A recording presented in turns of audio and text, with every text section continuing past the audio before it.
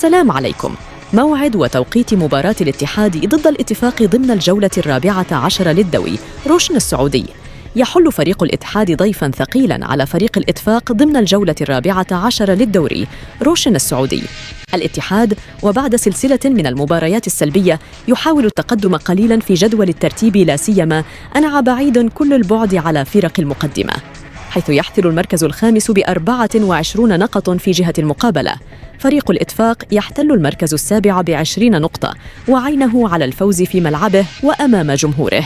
المباراة سوف تنطلق يوم الجمعة على 4:00 عصراً بتوقيت المغرب و6:00 مساءً بتوقيت السعودية، وسوف تنقل على قنوات SCC السعودية.